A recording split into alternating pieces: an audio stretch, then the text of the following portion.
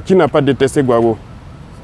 En tout cas, nous, notre génération, tellement ils ont menti sur lui, ils ont raconté du n'importe quoi, ils mettent la pression par l'information, vous finissez par détester la personne. Ils font un modèle de la personne pour vous imposer ça dans l'esprit.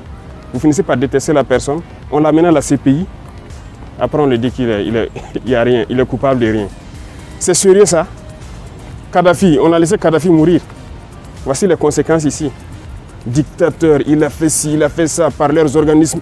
Ils mentent. RFI, quoi, je ne sais quoi, France 24, Le Monde, Jeune Afrique. Ils sont obligés de faire le travail qu'on les demande. Voilà, ils ne sont pas libres en fait. Il y a beaucoup de médias là, ils ne vivent pas de la publicité ou je ne sais quoi. Hein. C'est faux, c'est des gens qui payent. Et vous donnez l'information comme ils veulent. Voilà, même malheureusement ici, il y en a, hein, au Burkina, il y en a plein. Voilà, quand on le dit souvent, les gens disent qu'on attaque les journalistes, mais il y en a.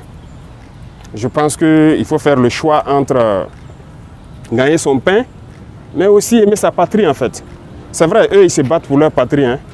Tout ce qu'ils font, c'est à l'avantage de leur patrie, mais il faut se départir de ça. Et on voit des médias nationaux qui prennent pour référence ces médias-là. Souvent, on regarde certains journaux, ils citent, selon tel journal, c'est des menteurs. Ils n'ont aucune information, ils n'ont rien. Leurs reporters, c'est des menteurs. Parce que lorsqu'ils veulent s'attaquer à un pays, ils peignent le pays comme ils veulent. Ils disent ce qu'ils veulent du pays pour amener tout le monde à détester et pouvoir faire passer ce qu'ils veulent. Mais je pense que cette fois-ci, on a compris. Nous sommes en 2024. Et bien, c'est un jeu d'échecs. Allons-y, on verra bien ce que ça va donner. Donc, il faut vous départir de ces médias-là. Bonjour, Excellence. En lien toujours avec l'incident de tir, certaines sources auraient indiqué qu'il y ait eu des mouvements d'avions, d'hélicoptères à Ouagadougou et à Dori. Qu'est-ce qui a expliqué ces mouvements d'hélicoptères, d'avions observés? On a dit que nous on a fui en hélicoptère pour aller à Dori. Et quand vous voyez des grandes personnes mentir, ça fait pitié. En réalité, c'était le mercredi, c'était le lendemain de l'attaque de Mansilla. On a lancé une opération à Mansilla. Et donc les hélicoptères envoyaient des troupes en renfort encore. C'est juste ça. Donc ils ont décollé ici, aller à Dori, aller prendre donc, des éléments donc, du 9e BIR. Il y avait des éléments de l'UGGN qu'ils ont pris ici à Ouagadougou, aller pour l'opération au niveau de Mansilla. Donc on a aussi appris ça comme ça. C'est vrai. Vous voyez, ils ont une tactique. Comme je dis, le peu de neurones qui les restent là, ils exploitent ça pour faire quelque chose de vraisemblable. Ils prennent toujours une information vraie. Et autour, maintenant, ils construisent leurs gros mensonges. Si vous n'êtes pas vigilant, vous allez croire que c'est vrai. Les hélicoptères ont réellement survolé. C'est vrai. Ça, c'est un fait. Tout le monde a observé. Alors, mais ils ont survolé pourquoi? C'est là la question. Donc, ils construisent le gros mensonge autour de ça. Tout le monde a vu les hélicoptères survoler, mais ils utilisent ça pour dire que, voilà, on a fui. Non, c'est faux. C'est la même tactique qu'ils ont employée quand les hélicoptères, les Ilyushin ont atterri à Ouagadougou. Il y a eu 6 vols d'Ilyushin à Ouagadougou. C'est vrai, les Ilyushin ont atterri. Mais ils prennent ça, et quand je les regarde, ils mentent tellement comme ils respirent.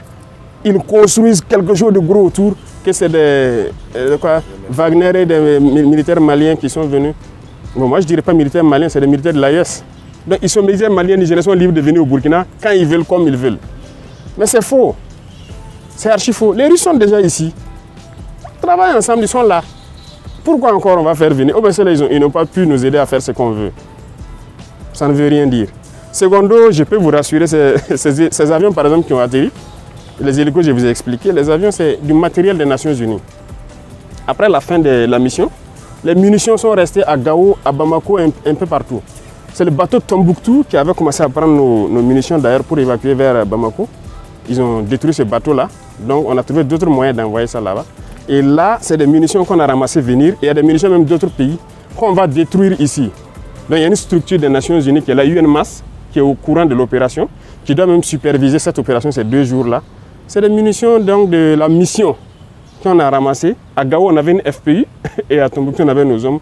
Les munitions étaient à Bamako. C'est tout. Mais l'acharnement là doit vous permettre de comprendre qu'il y a quelque chose de bizarre quand même.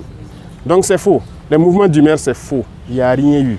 Et ça fait que hier ou c'est avant-hier là, l'état-major était obligé de communiquer. Mais nous ne voulions même pas qu'il communique. Mais c'est parce que les parents des soldats à Dori ont commencé à les appeler. On a appris que c'est vous qui voulez vous mutiner ou quoi.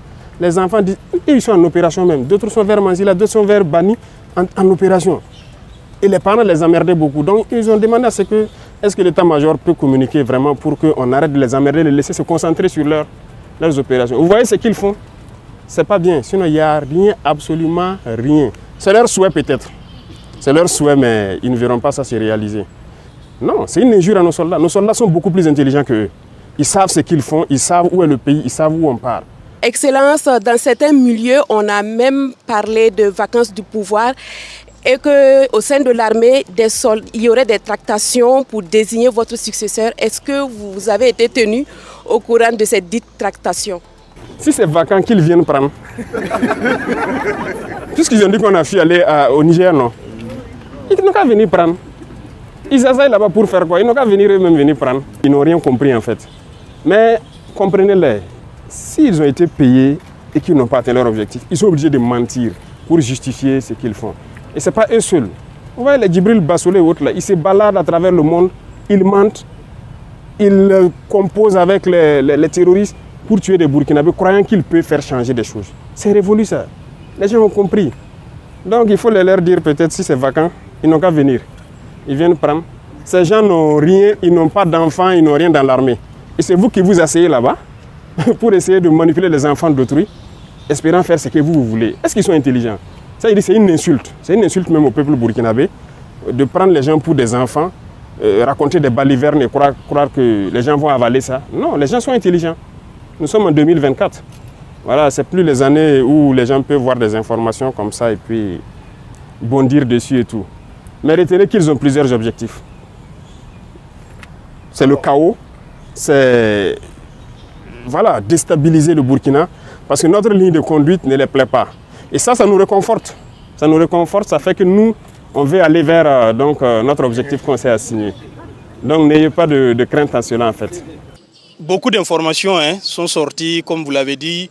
Quel est votre message à l'endroit des Burkinabés de l'intérieur et surtout de la diaspora qui se pose beaucoup de questions sur la marche de la transition? Les gens vont comprendre. Nous voilà ici. Peut-être qu'ils vont dire que c'est du fake aussi. Venez me serrer la main, peut-être qu'ils vont croire que... Voilà, ça au moins c'est pas du fake. Voilà. C'est eux qui ont toute la technologie. Nous, on n'a pas encore à ce niveau-là. Voilà, donc nous, on est libre dans notre pays et il ne faut pas que les gens vont s'inquiéter. Je disais qu'ils ont beaucoup d'objectifs. L'un des objectifs, c'est de faire peur aux investisseurs pour dire que le Burkina est instable, le Burkina ne peut pas. Vous savez que le Burkina fait partie, depuis 2023, là, des 10 pays les plus attractifs en Afrique. Les investisseurs veulent venir au Burkina parce qu'ils voient de la vision. Ils voient que ce pays peut se développer avec ce que nous sommes en train d'entreprendre. Donc il y a beaucoup de gens qui nous visitent, qui viennent pour investir au Burkina. Et quand ils font ça, ça fait peur aux investisseurs. C'est leur objectif, donc c'est dire à ceux de Burkinabés de l'extérieur et d'autres investisseurs qui veulent venir au Burkina, c'est archi faux ce qu'ils racontent. Le Burkina est bien stable, ils peuvent venir, ils peuvent croire au Burkina.